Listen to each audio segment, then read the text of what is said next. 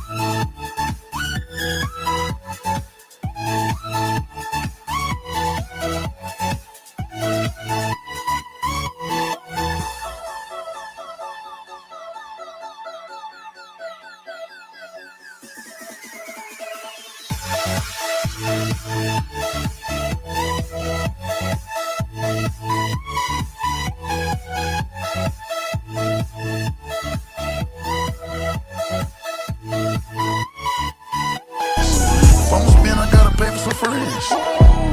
Let me pay for some friends. If I'ma spend, shot a bring your friends.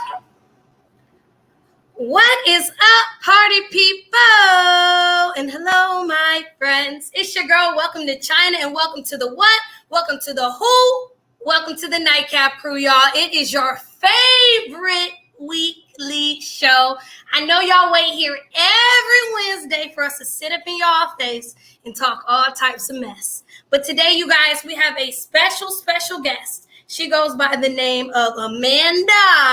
And Amanda and I, before we get into it, have known each other for years now.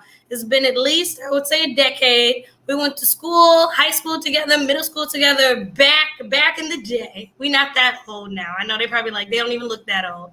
But it seems like a long time to me. So, Amanda, I'm going to go ahead and have you introduce yourself. And we're going to go ahead and get into the topics for tonight. So, Amanda, go ahead and say hi to the panel.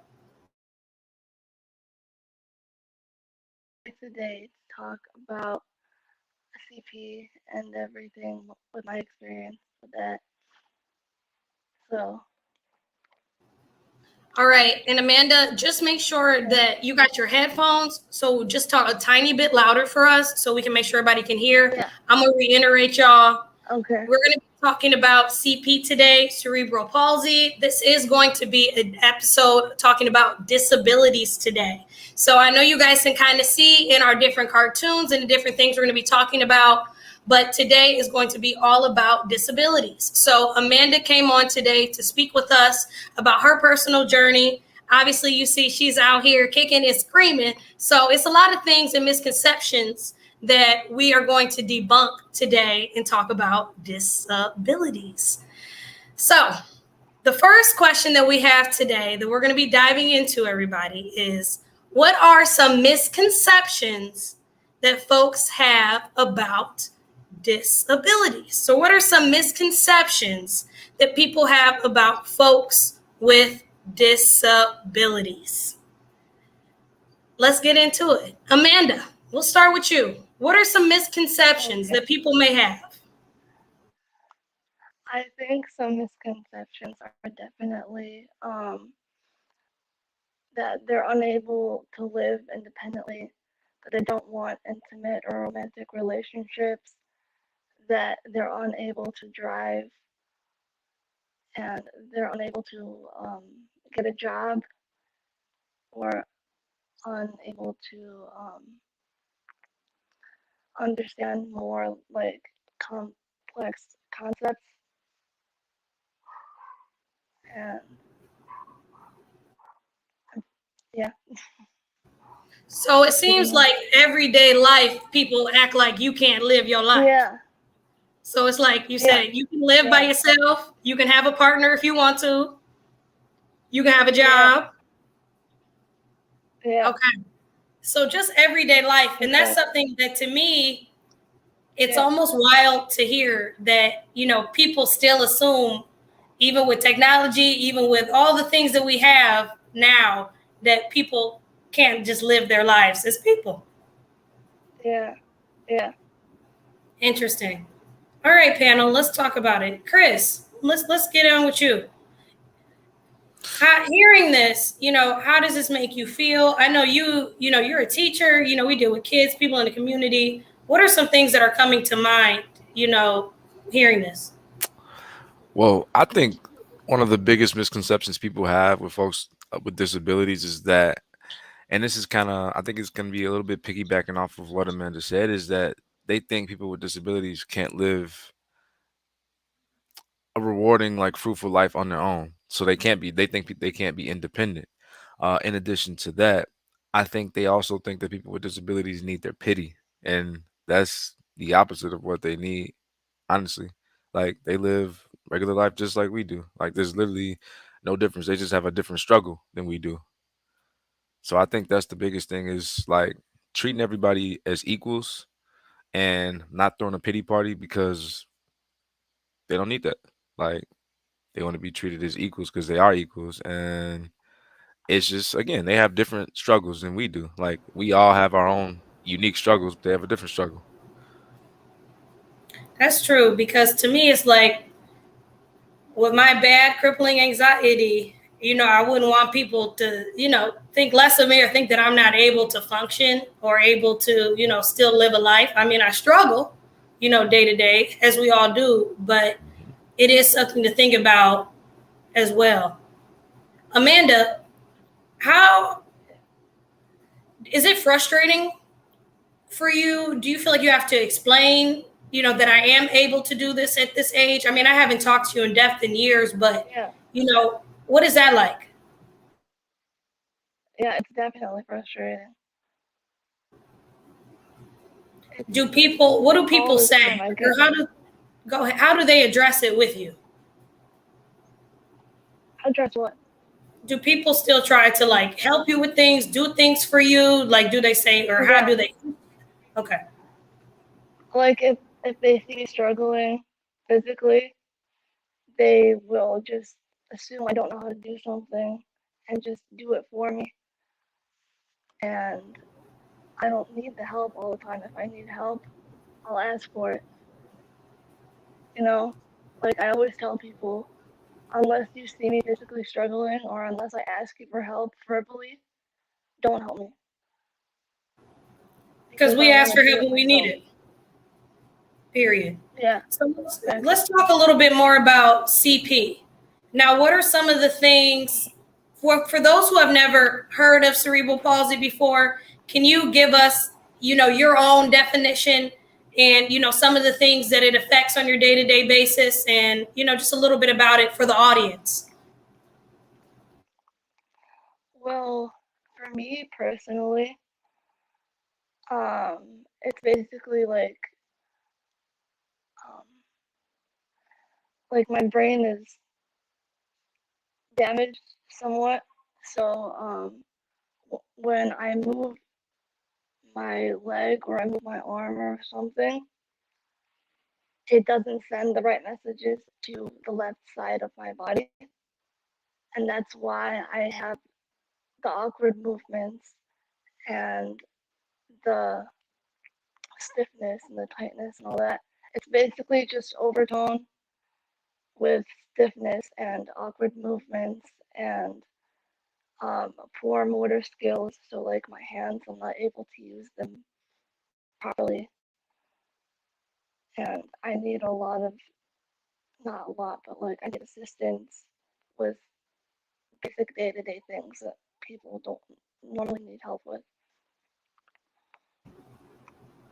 So with those things that you do need help with, is it more so you'll ask, or the people that are around you? You know, what is your living situation like? Do you need someone to live with you, or what is that like? As much as you want to share. Um, I don't need someone to like lift me or anything like that. Like I'm fully capable of walking, of like showering myself, of um like getting myself dressed in the morning, making my bed, doing chores around the house. Like I could do all of that. It's just with like heavy lifting and stuff like that. And like um another thing is poor balance. I lose my balance very easily, and so I walk with a limp and I wear braces on a day-to-day basis so I can walk more like straight and without a limp. So through therapy and like physical therapy through PT over time, it did. Can we talk a little bit about that? Obviously, it has helped, but what part does it play a big part in your life still now, or where are you at with that? With therapy and Yeah, like therapy, I started going back. I'm sorry, what? go ahead. What did you say? I'm sorry, I didn't hear you. Oh no, I was speaking about, you know, physical therapy, you know, do you still need it? You know, what does it help you with, you know, as of right now? Yeah, yeah. I I stopped going to therapy in about 2011, right after I had my last surgery. The doctor told me I didn't need any more therapy.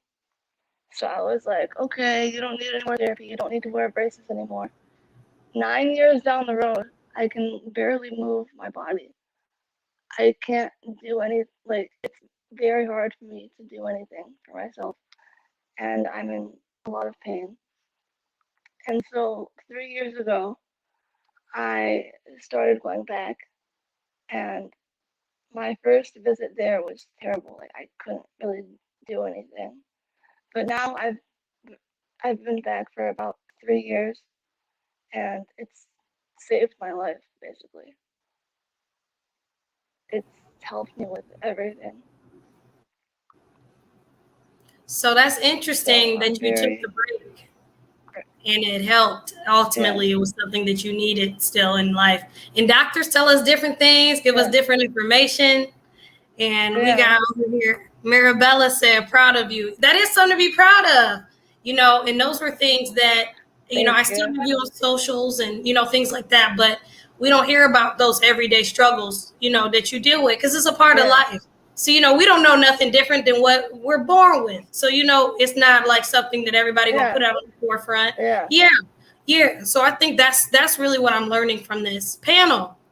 Any misconceptions or things that are coming, you know, to your head? Livy, you know, how are you feeling about this?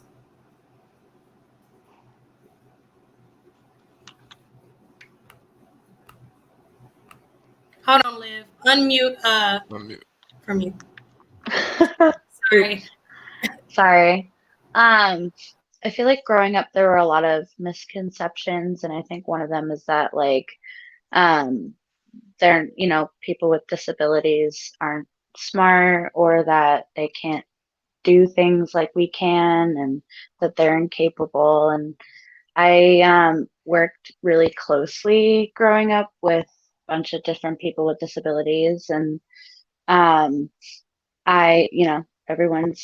they're human. We're all human. So it's like, why not treat them equally?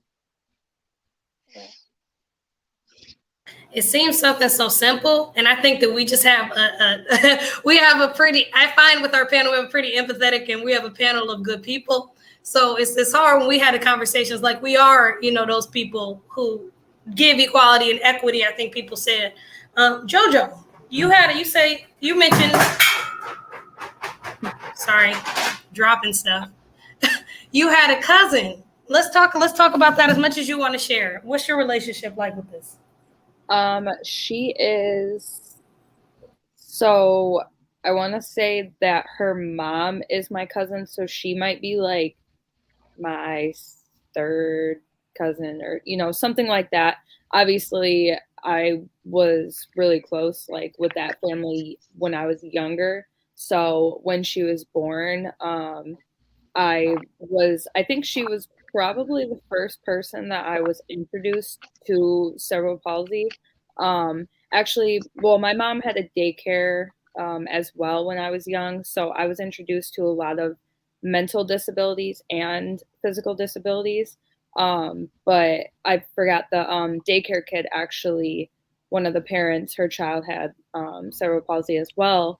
So I was more introduced to just the um, muscle, the lack of muscle. I don't know the exact term, but just the muscles in the legs aren't as strong, so they basically needed braces, and they did have some slower language barriers, like slower learning, just more prolonged, and I want to say that was about it.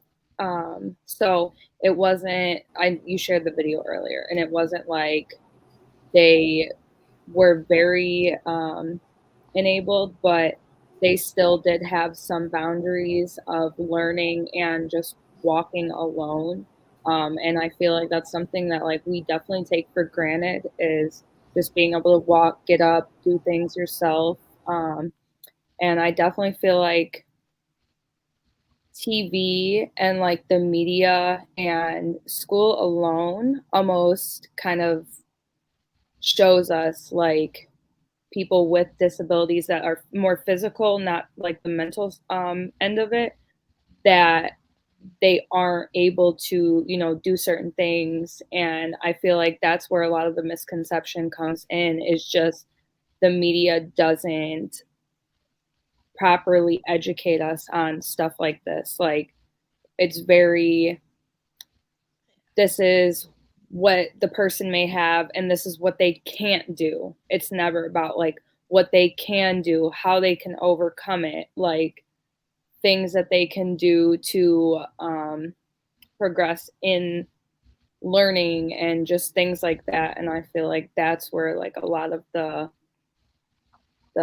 disconnect comes from.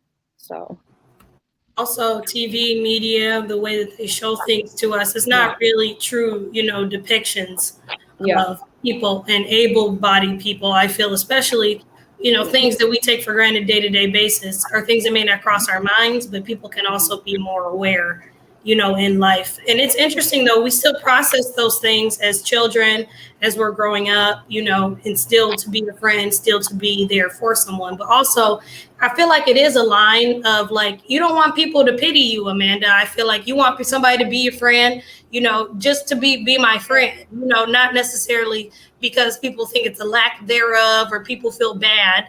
But I think that's something too. Yeah. Would you agree? Yeah. I get sympathy all the time, and I don't need it. Period. She said, stop with the pity. Nobody wants to be pitied, okay? I feel like the media really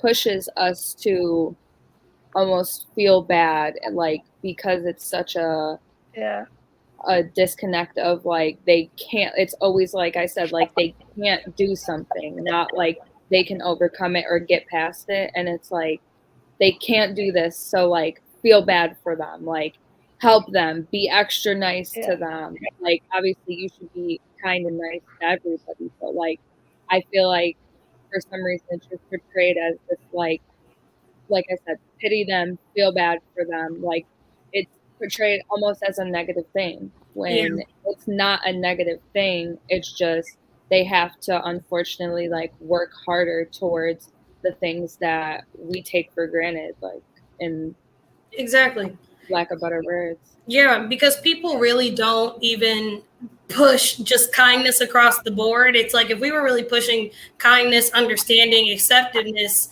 you know, across the board to our children, to our communities, then, you know, it should be no different, you know, but I don't think people are always brought up that way. So I think it's an easier said than done type of thing, but something that people can we can all work towards. So our next question, when you hear someone is disabled, what does that mean to you? Now, this is an open-ended question. When I hear somebody is disabled, I think about like the workplace. I've had different management roles where, some things you have to share on documents, that you struggle physically or mentally with some type of ailment, disability. And it's things that you have to be cognizant of in the workplace as well. And I have had employees who have had different ailments work for me, and it's been just fine. It was just always something for me that I had to I just kept in the back of my mind in case something specific needed to be addressed, but I have never had any of those things. People just want to work and get the job done. So that's really been my experience of what it's been like of what it's meant to me. But I'll open it up to the panel. And then we'll have you chime in, Amanda, and get some feedback from you as well. Tam, we lost you for a second. When you hear someone is disabled, what does that mean to you? It's an open-ended question, but what is that? Does that give you any type of, I feel like I need to do more. I need to be cognizant of things. What is the process when you see that, hear that? I think depending on like the spectrum of the disability, I do try to be cognizant of what that person's disability may be. I don't want to feel like I'm shadowing that person and making them feel comfortable and things like that. I still treat them as as the same as myself. They may have another form of issue that they're working with and dealing with. So I kind of I try not to like super focus on it, but make sure that I am still present and understanding of that disability and what they might need and what they might need help with. So being an ally, being cognizant of what's going on. Yeah. That's what I would say, and that's where I would think. Now, Amanda, when we hear these things, does this sound like working towards the better good in the workplace? If you heard your coworkers or your boss, speaking this way, is this helpful or are we off? Does this sound like I don't need none of this? I think it's helpful. Like if they do it in a non-offensive way, then yeah, it's helpful. So let's go down. What are some ways not to? Like, can you give us some examples? We visual, and I gotta hear something to learn sometimes. What are some things that you like? Shut up, boy, get out my face. Like, why are you saying this to me? I had an experience recently, about a month ago. I was going to physical therapy, and the driver who picked me up just straight up asked me, "What's wrong with you? Did you injure yourself?" And I said, "No, I didn't. I'm fine, thank you." It's like, "So like what happened?" I'm like, "Nothing. I have CP." And he looked at me like he didn't know what I was talking about. So I tried to explain it to him easily. Like I just said, my muscles are tight and I need therapy to make them less tight. And he asked me, he said, "So were you born with it?" And I said, "Yeah, I was." And he was like, "Oh, I'm so sorry." I'm like, okay, like I didn't know how to respond. But in my head, I was like, why are you apologizing to me? This is my life. Yeah. It's my existence. Like, you don't apologize to a non-disabled person for existing in the world. It's like I'm sorry. Yeah. Ridiculous. Yeah. It's like somebody telling me, "I'm sorry, you black." I'm like, well, I've been black my whole life. Thanks, but I'm okay with it. I've known nothing different. But it is one of those things. Like it may sound simple, but it's like you telling me sorry for some reparations. Maybe it sucks. You're like my body. I got to do extra work, but it's like this is who I am. So I don't know. Yeah. That's the way I got it. It made sense to me. Another thing too, I think, is when people, I don't get this too often, but it has happened. When people say they're gonna pray for me for it to like go away. And I'm like, it's not going anywhere. This is my life. It's how I am. I Yeah. don't know any other life except the one I have. Yeah, it's very those are when we get to those thin invisible lines of like, yeah, I come from a religious family. And I know in certain circumstances, you know, I'm like, we could pray for it to make it better, you know, believe what you believe, but you know, most likely it's still gonna be here. You know, I'm just saying it's not gonna go nowhere. Yeah. So I totally understand, you know, what. And Tam, I know you know how it be, you know, we try to pray it away, but it might just stay with us. Yeah. It might still be here. Chris, let's hear from you, Fit. You know, again, I always go back to school. You know, you're my favorite teacher. Yeah. So when I hear someone is disabled, like my mind kind of almost automatically goes to injury. So my background is in like exercise science, kinesiology, and it just goes to injury because like I have a lot of family who have disabilities, and how I see it is it comes down to some like injury in the body, whether it be a physical injury or a mental injury that you're born with. I think it comes down to a type of injury. And another reason why I think of it like that too, or why my mind kind of like defaults to that, is because like when I was in high school, dislocated my shoulder and tore my labrum, and I had to have surgery on it. So I was in a sling for a couple months, and it it limited a lot of things what I could do. So I don't want to say like I was disabled because like again like that's I don't want to be insensitive towards you or anybody, but and I don't know if that would be the correct term, but it felt like I was disabled or had a disability for that short period of time because it was just certain things that I couldn't do, like drive. It was a handicap, correct? It was a Whenever you think handicap. a handicap, okay. Yes, it was. Oh, thank you. It was a handicap, definitely. I couldn't really shower normally, like how I used to. I couldn't drive.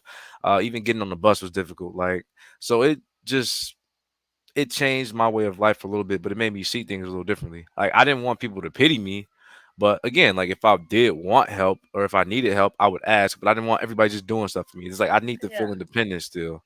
So, like when you said that earlier, that brought me back to that moment. I'm like, okay, I get that. Like I definitely relate with that.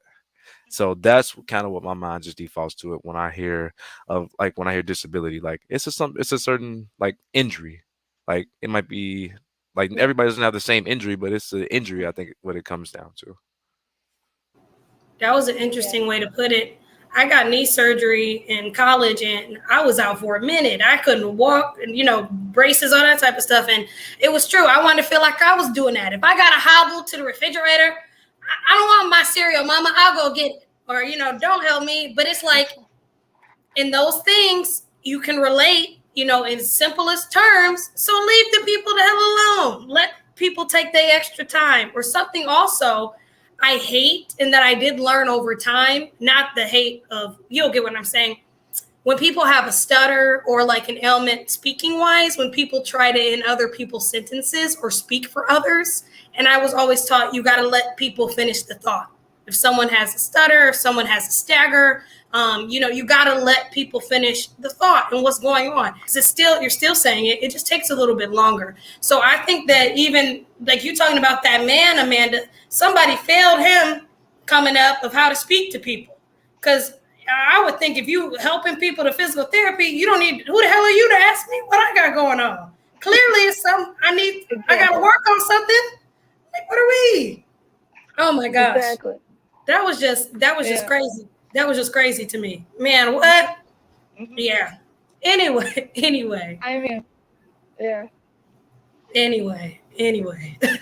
Jojo, when we hear someone's disabled, what does that mean to you? I know you kind of chimed in on it. Anything else you want to add? Yeah, I was gonna say, I think when I was younger, I thought it was more physical and more like you were born with it. But now it more means to me like you can be physically disabled, you can be mentally disabled, and there's also people who, like I said, are born with it. And then there's people like, you think about it, veterans, amputees, things like that. you know, become disabled. There's people who were born with vision, become blind. And there's just different things like that I think that we don't think of, or that anybody could become eventually disabled in a way. To me, like, disabled is more like we're able to do everything by ourselves.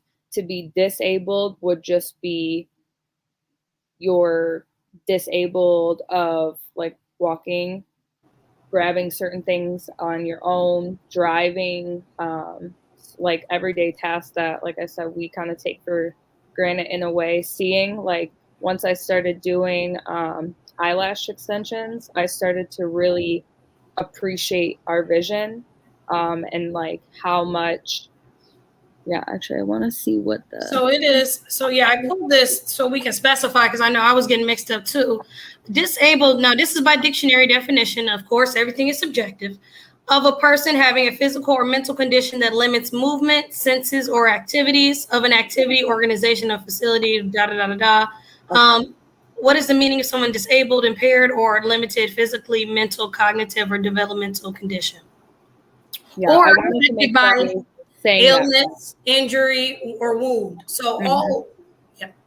Yeah, so I was pretty sure I was on the right track, but I'm glad that you did bring that up, because I was like, I don't want to be saying anything that isn't actually technically disabled, but that is what I've come to, the knowledge that I've learned over time. Like I said, you know, like you could, I used to watch this girl who, her name's Molly Burke or something. She had vision until she was about 14 and then became legally blind. The YouTuber. Yeah, and you know, like I said, when I started doing lash extensions, I really started appreciating vision and stuff like that. And because, you know, I view the world a certain way, and like I obviously am able to see color, and we're able to see, you know, the nature and the beauty of the world. And some people don't get that luxury and just the beauty of people and seeing like your friends and family and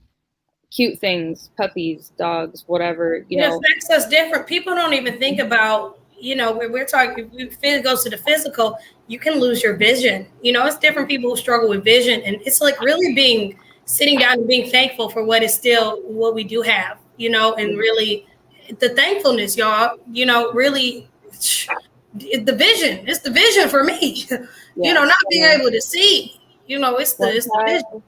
Once I like started to really appreciate my sight, I really started to appreciate like everything, like all my senses, taste, and just really going into depth, hearing, actually being deaf, like just anything like that. You know, I was trying to think like, wow, if I was born without it or if I lost it, you know, obviously I would be thankful for the time that I had with it, but like what type of things and like roadblocks would come with it, like what would change in my life, how would my life be different, like just really trying to think in depth of how like things would change. And you're so thoughtful. That's what I'm saying. We just have a thoughtful panel.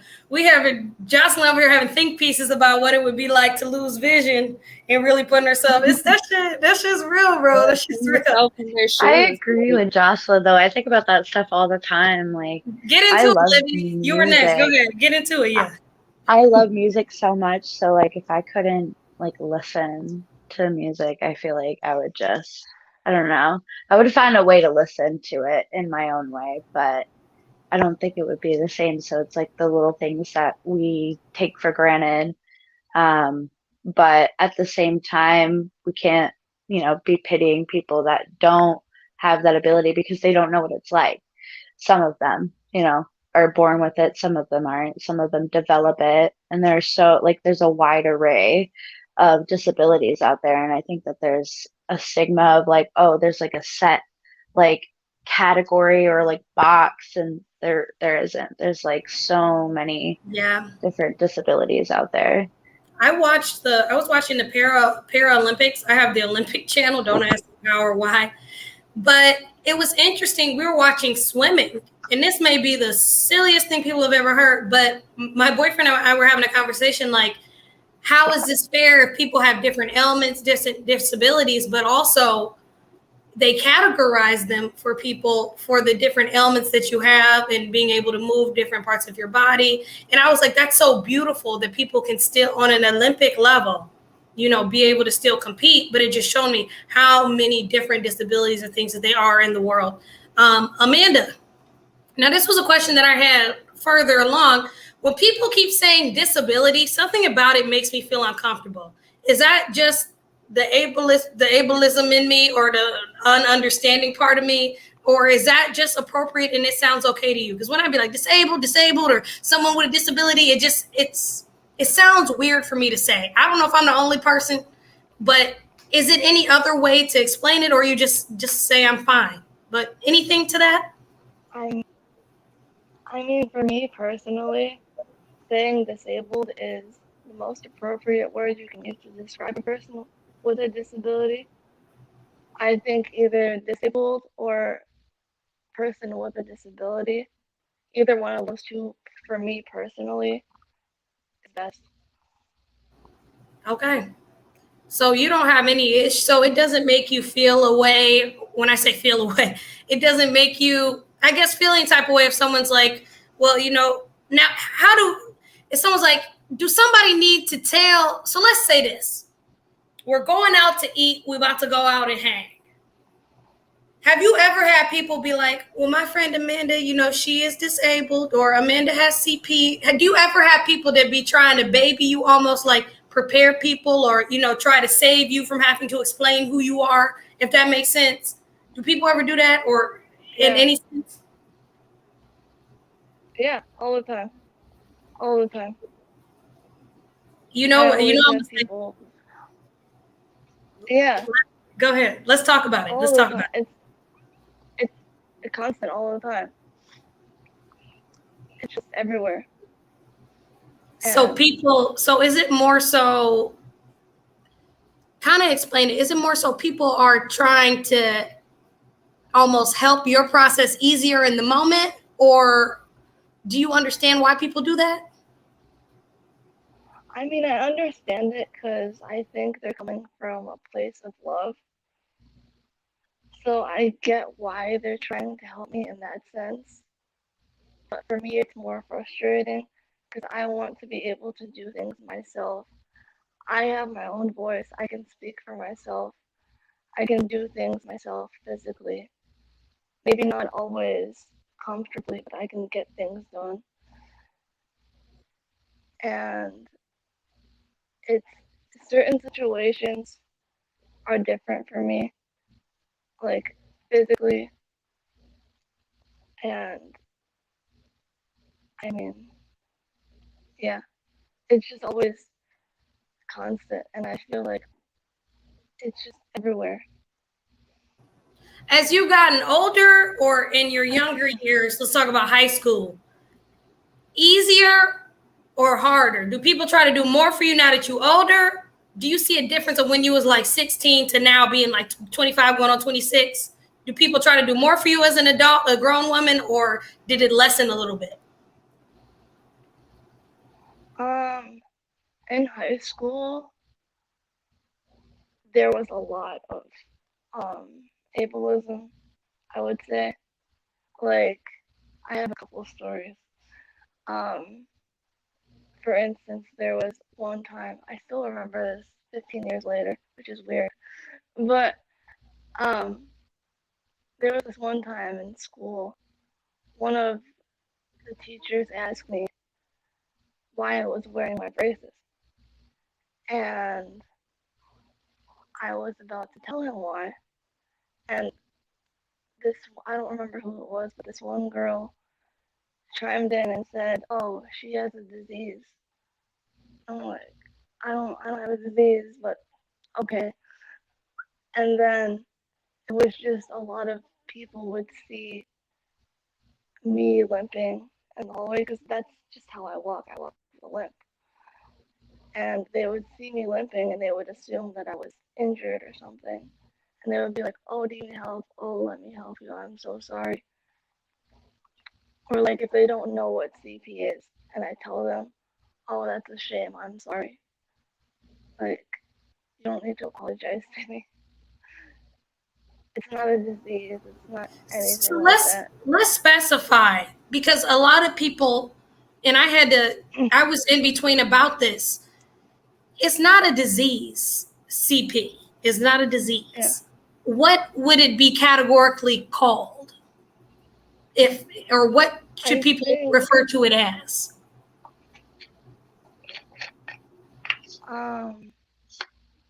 I would say more of just a disability, or like a disability, I guess, or like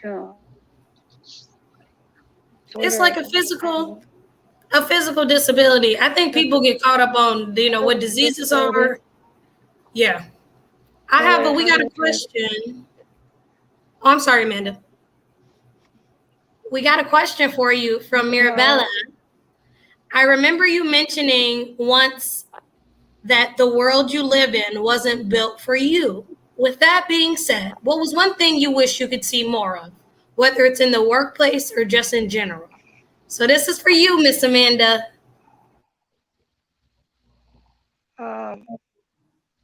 The world wasn't built for me. Was that, I think about this a lot. It wasn't built for me, meaning that the world is very inaccessible. It's very, like, there are no accessible bathrooms, barely any, like, wheelchair ramps if people need them. It's very unaccommodating. Like, if I ask for certain accommodations, people will question why I need them when I'm very clear about why I need my accommodations. What was the other part of the question? What's one thing you wish that you could see more of, whether it's in the workplace or let's talk about the workplace. Now, as much as you want to share, I have been slightly on your Facebook journey from what you've shared to us about the workplace, but I would love to hear about you in the workplace. Are you working? Are you not?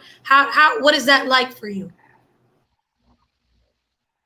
I'm not working as of right now, but I was about a month or so ago. And what happened with that was they let me go because it simply wasn't a good fit for me. My personality didn't match what they needed. And I understood that. That was fine. And she just basically told me your personality doesn't match what we need from the position. And it was fine, but then I went home and I was like, what do you need from me?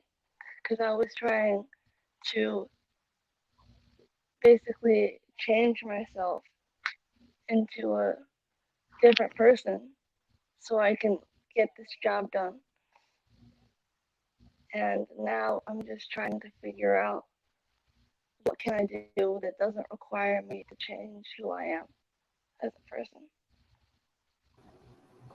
It almost is like dually. So it's like we're a person first. So it's like I'm a person with a personality. We all have different ones. And now I got to find something as well. Now, do you think that it was a personality fit, or do you think that it was something to do with the CP or your disability? Or you think that it was genuinely that? Did you give it the side eye, or were you like, okay? I think it was kind of both, I think, because I was very straightforward with what I needed from them. I said, hey, listen, like, I didn't say straight up, like, I have CP. I said, I have a condition, and I have some restrictions that I need to follow that my doctor gave me. So I need you to be patient with me. And I gave her a very small list of restrictions that I had. Like I can't lift anything, and I need frequent breaks so I don't get tired because I'm on my feet the whole day. And one of her concerns was the breaks that I was taking. We really need to And and what was I saying? At first I was like, okay, I'll try to take less breaks. And then when I did that, she said, oh, it wasn't the breaks that was the problem. It's just how your personality is. And I'm like, okay, well, you just told me it was the breaks that was the problem. So what am I supposed to do with that? Yeah. When you start I looking, mean, I have a follow-up question about that. What is the process of when you do go look for jobs and looking for work? Do you feel like, are you like bored at home? Let's talk about everyday life. Like, I know it's like, you're bored? Like, obviously we want to make money, like, how does that affect you, not having that day to day? Let's talk about it. I mean, for me personally, I can't drive. And my younger sister's at work all day. So I'm just sitting at home, not really doing much, listening to music, watching TV, playing with my dog, taking care of him. And that's pretty much all I do on a day-to-day basis. And it gets really boring. Like, I'm not gonna lie. It gets repetitive. Even though with my life, like I like having a schedule. I like knowing what I'm gonna do. I don't like things to change much really. But it comes to a certain point where I'm like, I want to do more of my life because I'm I know I'm capable of doing more, and I don't feel like I have that chance because just the circumstances I'm in. So what kind of jobs do you look for, or what is your process? Like, do you have to explain to them, like, what are, this is really like explaining to us for dummies, truly. You remember those books in the 90s? So I'm over here like, oh, what you do, but that's why we're having this conversation. What is it? Do you apply for different jobs? Do you say I can't lift past 30 pounds? What do you look for? You just put in, you get what I'm asking, Amanda. You know what I'm saying, Mira. Yeah, yeah. The process is very weird. I'm not gonna lie. It's very weird. Like, cause it's like you don't want to get too personal with them, but at the same time, you need to let them know what your situation is. But like for me, it's like I go in for an interview and right away, I don't do it like this anymore, but I used to like just say it right off the bat. Say like, listen, like I have a disability. I can't do this, or this. I need you to be understanding of my restrictions. I need you to accommodate me. And then I go into what I'm able to do. Whereas of right now, they ask me the questions they need to ask me, and then at the end, they're like, is there anything we need to be aware of? And I'm like, well, I have some restrictions that I have some restrictions I need to follow. And yeah, and they just So you take it from the other way. I would do it that way as well. Like what I can offer, what I can, And also, I want to say that I feel like it's specific jobs that they just try to push people who are disabled or have ailments into. I'm not going to be specific, but I think everyone can think of different jobs that, they give to people who are disabled that, you may be capable of doing a little bit more, Totally agree with you, China, because I was just like sitting here thinking like, I think like we as Americans and people in general, we tend to like box people in that have these disabilities. And to come to think of it, people with disabilities go on and get masters, to get PhDs, to get doctors. They are skilled in a lot of different things, and I feel like we kind of put them in box. And I think that some of the things that we say and do are kind of like ableist. Like, we ask certain questions, and I was like, what is it that we can do as people, as allies, to make safer space for people with disabilities, to make the work environment better for people with disabilities? Because how can you tell somebody just because they're disabled that they can't be the next president of the United States? They could probably run this country better than got Biden right now. So it's just like, I think we have to step up and educate ourselves on disabilities, educate ourselves on how can we hold space for people with disabilities, and push for better job opportunities to make this world accessible. Because how many times have we gone into bathrooms that they don't have a You can't bathroom, even use the bathroom if you were bathroom new. or things like that, and then we as people take for granted the things that we can do and say and listen to for people with disabilities that struggle with every single day. So I think we as Americans need to really educate ourselves on this and stand behind our brothers and sisters that are disabled and push for them to be as equal as we are, because we're all Period. humans. Because there's people who don't even want to be out here working. Let's talk about it. And you got people who out here want to, and y'all not giving them the jobs. Let's talk about it. Let's talk about it. Tam, you brought up a great point, and we're getting into our next topic as well. Do you think about coexisting with people who are disabled? Now, it's not how do you coexist? Do you think about coexisting? I had this conversation with a friend. People assume that the bathrooms, are for you and your 5 girlfriends to go in there when it's not enough stalls, and then the one time somebody come in, whether they got in an accident or have been like this their whole lives, you're the asshole that's got 8 other hoes in the bathroom. I know it's a terrible analogy, but y'all get what I'm saying. I don't think about coexisting with those who are disabled. I'm gonna pull a Chris. I was talking about when I got my knee surgery.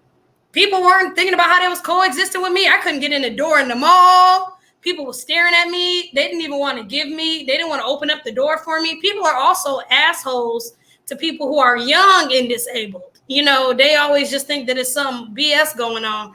But I just want to say that as well. I know I went around in a circle, but do we think about coexisting? Livy Rose, let's start with you. It's not something I normally think about, I'll be honest. That's okay. I just do, like, we're all people. That's how I look at it. Do you think that you can do you think that it's any room to be more cognizant or, to pay more? Oh, yeah. I think it's good to be, I think it's good to be educated. I think it's good to, if that person wants to open up to you about it, listen and understand, where they're coming from, and don't, interrupt them. Just listen to what they're saying, because they're trusting you with that. And it's, I don't know what it's like, but I can imagine that it's hard to open up to people about it. So leading with empathy. So coexisting in the world, being a friend, not being like, what's happened to you? What's wrong? What's going on with you? Yeah. Now, I do have a follow-up, Amanda. Now, do you prefer people to ignore it? Like, it ain't nothing, like, obviously, you walk. I haven't seen you walk in years. You guys, Amanda and I went to high school together. But obviously, it's a limp, or you call it a limp, or whatever. You prefer people to be like, eventually we're befriending people, you meet people out, whatever. Do you like people to address it? Do you rather people just 5 years from now be like, so what's going on? Or how does that work? What is the preferred way? Do we ignore it? Because we've all been there where I'm sure you've even seen people with ailments. You like wondering, like, how do we talk about it? How do we address it when we see it? Yeah. We can see it with our eyes. Yeah. I mean, there have definitely been people that I see that are disabled that I wonder, like, what is their life like? but I don't go on to ask them like, how do you live your life, or you don't live your life, or whatever. I I don't necessarily ignore it, but it's it's like you're a person. Like you don't ask a non-disabled person what happened to you or what, like, you just exist. But at the same time, it's like you need to have those conversations with those disabled people because it's important to know about it, and it's important to ask the right questions and use the right words and all that. Sorry, I was delayed on delayed on my end. Lord knows I can't talk. China's on her new medication. My mind be all over the place, y'all. I be woo, woo, woo, woo. Getting the mental health together, y'all. Getting the mental health together. It's coming through. It's coming through. Chris, do you think about coexisting with those who are disabled? Now, you know a lot of people. You're part of a lot of different groups, organizations. I'm sure people are different. But do you ever think about coexisting with these people? I can't say like that it's just like a thought like on my mind like on an everyday basis, but I will say like kind of like Livy said, I just do it because especially like when I'm around my friends and my family that do have disabilities. Like again, I have like immediate family with disabilities. Like my grandma, she had multiple strokes. So like one half of her body is completely paralyzed. So that just, that reminds me that like okay, like her experience is completely different than mine. So it's like how do we make this work? And then I have a friend who also has CP and he does everything I do, but it's just it we just do things a little differently. Like we even go to the gym together sometimes. We make music together, and he's a genius when it comes to that too. So we coexist very well. So I guess it's not even something I really have to think about. Like it just goes back to treating people, like treating human beings like human beings. Like just be nice to one another. If someone asks for help, you give it. But just being a person, just being a human being. Like I think that's really what it comes down to. Like it doesn't even have to be a conscious thing you think about. I think it's just actions speak louder than words. Like if someone needs help, they'll ask, and that's just how I go about it. I don't know.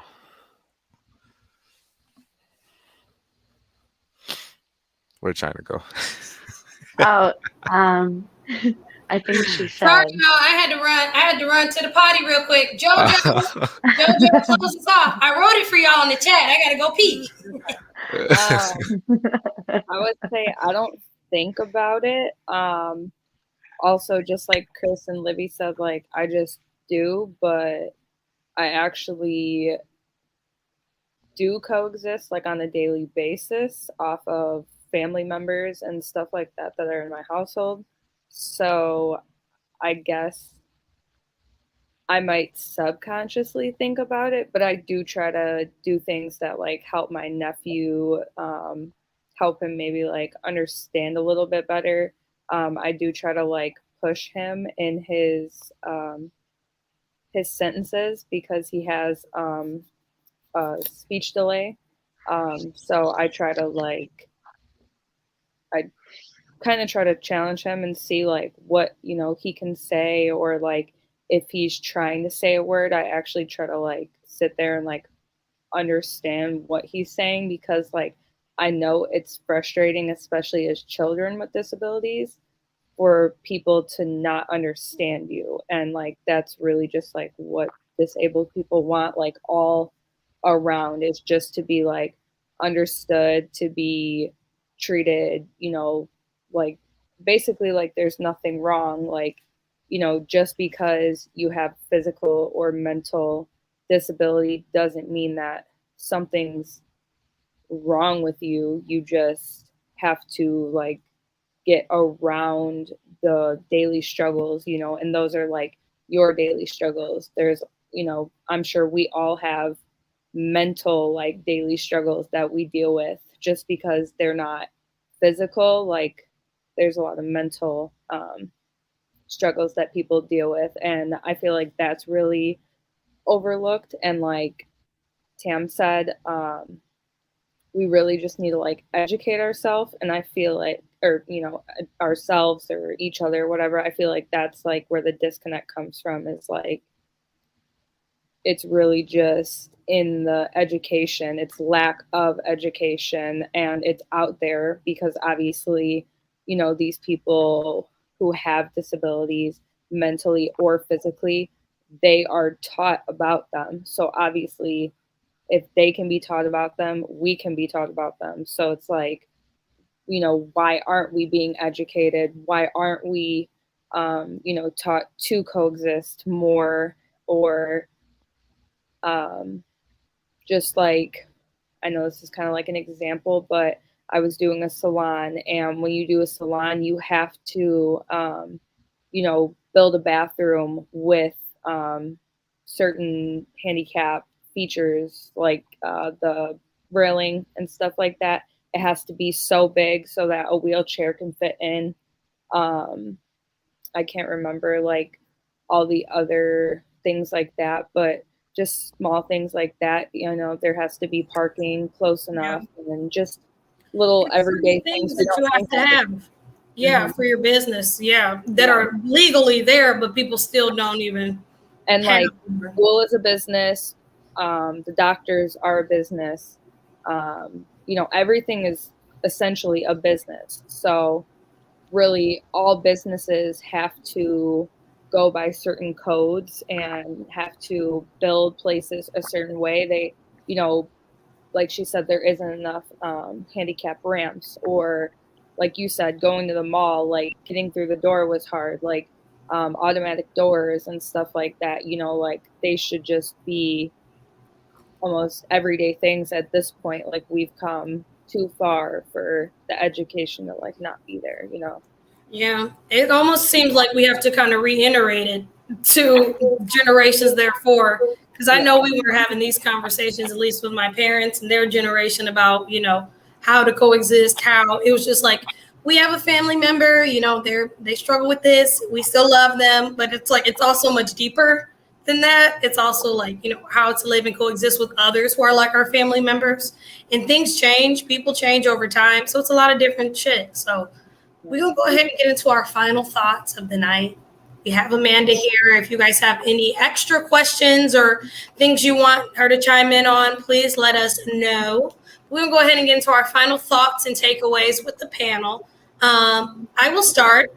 I think for me, the biggest takeaway that I realized today was it definitely work, in how the opportunities are not always there for people with disabilities to work in something that I take for granted.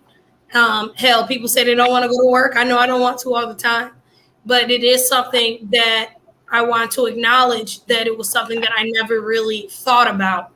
And I'm going to continue to still put it in the air, y'all. Amanda, for you to have the perfect job, because I think it's important. I think it still helps our growth. So that's really where I'm at. So y'all got a gig, let us know. Let us know. But yeah, that's where I'm at with that. Panel. I wanted to know, like, what do you want to do? Like, what would you like to do for work? I haven't really figured that out yet, to be honest, like practically, realistically. Okay. Because there's a lot that I want to do that I think about doing on a daily basis, but it's just not practical or realistic for me.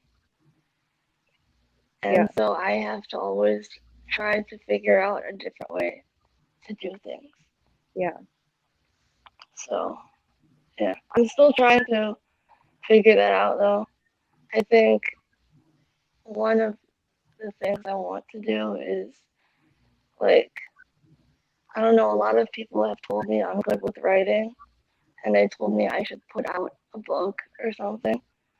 Yeah. So I've been thinking about doing something with that. or like starting my own YouTube channel if it comes down to it. That would be fun, I think, once I figure out how to Yes. Yes. You know, more like, yes.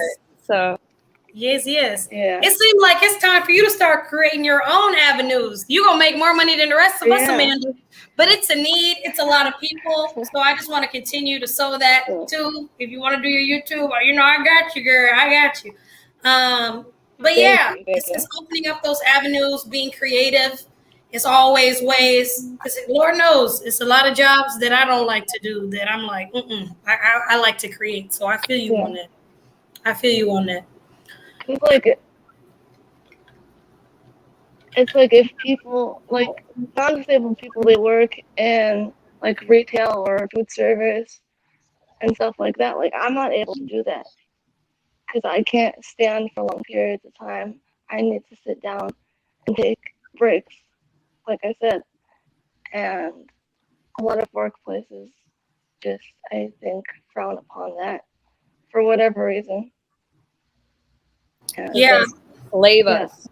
Yeah, it'd be those opposite things that we think about, but you're like, that doesn't help me with mine. I more so need something where I can sit down or, you know, be able to take breaks and, you know, not even creating spaces for, you know, those people as well. I mean, I remember when I was in acting school, I had overactive bladder. Don't even start. I had to take medicine for it, you guys. TMI. And my teacher was like, you keep going to the bathroom. I'm like, girl, I got overactive bladder. You want to see my pills? Dang. But it's like, you know, those small things that people are like, why are you going to the bathroom? Why are you taking breaks? You know what's going on with my body? My bladder is overactive. You know, like not trying to make it funny, but I'm serious. I did. It was bad. Y'all don't know what it's like. It was like I was an old lady, let me tell you. But anyway, y'all get what I'm saying. People are insensitive ultimately. Anyway. Final thoughts. Tam, I know we kind of touched on it. You got any final mic drops for us on here? Not mic drops.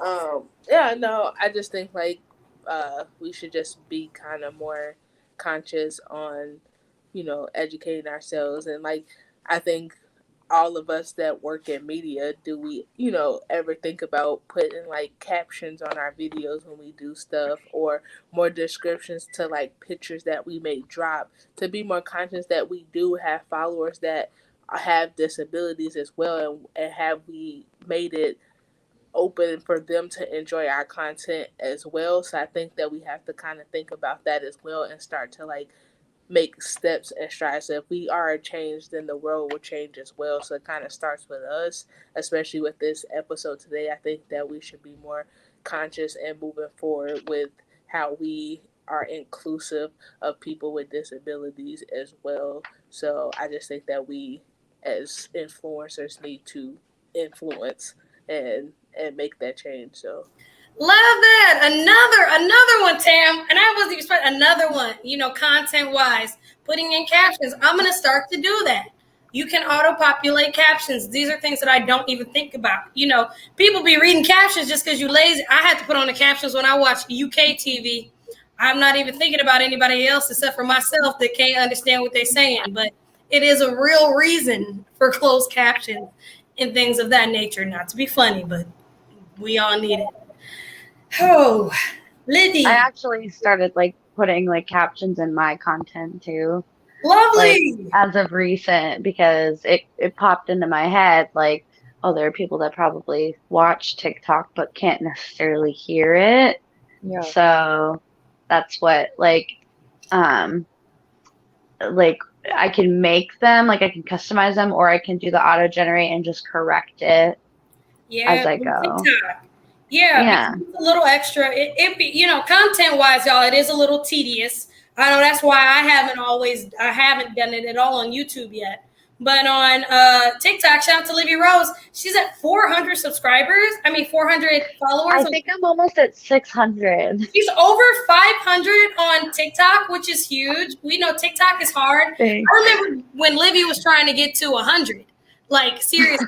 So every time I see her each week, she's like, I'm at 300, 400, almost 700. So putting in the work, and content creating and finding something that works for you. She created the exact same content that she started with, that she enjoyed talking, singing, being herself. So it's a niche and she found it. So congratulations to Livy Rose, you guys. Thank you.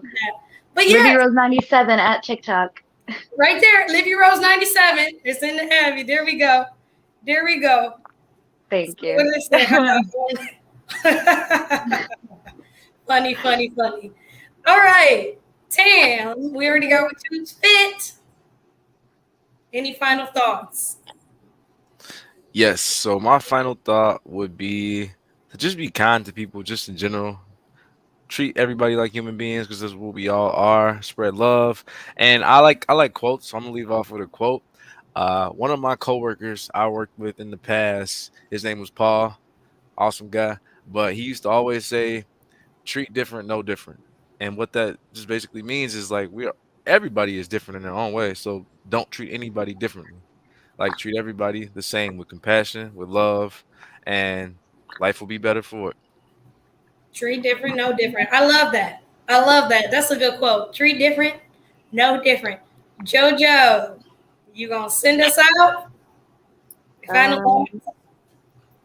Yeah, just obviously I try to be kind to everybody and just understanding just from like what I've gone through in life. Like I try to not, say anything negative or anything to like people, just let people be, even if they're being negative to me, just because you literally never know like what somebody's going through, what they've gone through, the daily struggles they face, the, family or just hardships, anything like that, financials, like you literally have no idea. And even if people are telling you, like you still only know a fraction of what people are going through. Like you're never going to know the whole story.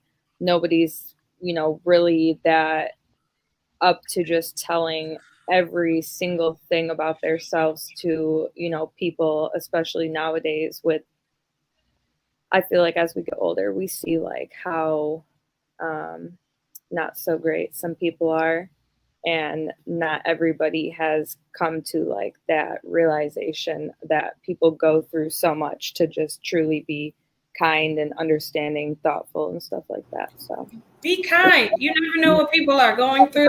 bananas. Period. I was talking about Uber driver, and he was saying people aren't kind anymore. Women don't smile. The usual that people talk about nowadays.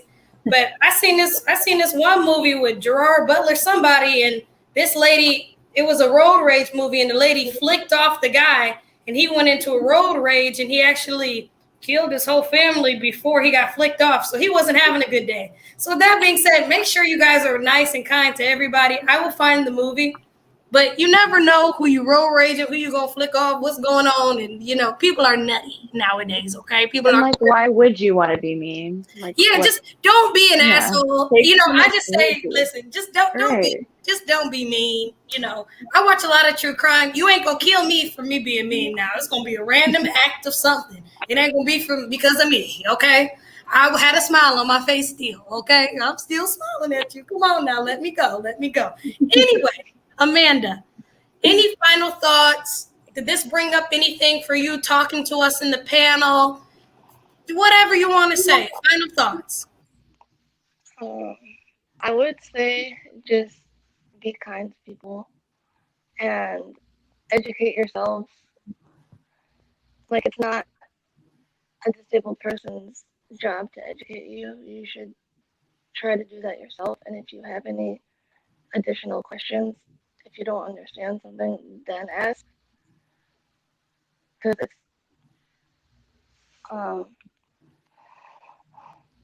yeah, just be kind and like be aware of who you're talking to and treat people like humans. Like, I'm human. Everyone is human. Like, just be kind. I mean, Be kind. that's all I really have to say. Be kind. Be a human. Be a person. Yeah. And be accepting. It's so interesting that even from all of this, it's just having kindness. It really comes down to just pushing to be a better person, and also educating yourself. You know, I have bad anxiety. I've had to tell my family members, my partner, y'all got to educate yourself on what I'm going through as well if you want to love me. You know, I've had friends with different mental things. We struggle with mental problems on this end, all of us. So, Oh, yes, we do. mental health squad. Hey. But, you know, I've Googled, you know, things to understand or watch YouTube videos. I'm a YouTube video watcher. Tell me and let me watch a video on it. I'm one of those. But to understand in depth what people go through, and it helps the process. And we all understand things differently, so we can explain it in our own words, but maybe somebody need to read an article or watch a video. And it takes a lot out of us. So if you want to love somebody who's a little bit different or need a little bit extra love, then sometimes you're going to take that extra step to learn and understand them as well. We do have a comment here. People are saying, thank you, Stacy. Thanks for coming on, Amanda. Great insight. Thank you so much, Stacy. Make sure you guys are following Amanda at Amanda_Mary95. It's right here. Amanda is always online. She got some cool stuff going on always. We talk about all types of fun stuff online. We are some Facebook warriors. So I'm like, we be talking about all types of stuff. But we be around. So make sure you guys are checking out her handles as well, keeping up to date with her life. Again, thank you to our wonderful panel. It has been a great week as always, you guys. And I did want to address something. I think Stacy said something about Danielle. Danielle is no longer with the panel. Nothing negative, all good vibes. But she did have to move on, everybody, to bigger and better things. So make sure you guys are continuing to support her on the Red Flag Collectors and all that fun stuff. But we're going to have some more people, some more panelists coming through. So it's been a very, very good show. And y'all already know it's the what, it's the who, it's the how, and then now it's the Nightcap Crew. If I'ma spend, I gotta pay for some friends. Let me pay for some friends. If I'ma spend, shot of brains, your friend. And we will see you lovely party people next week. Bye-bye.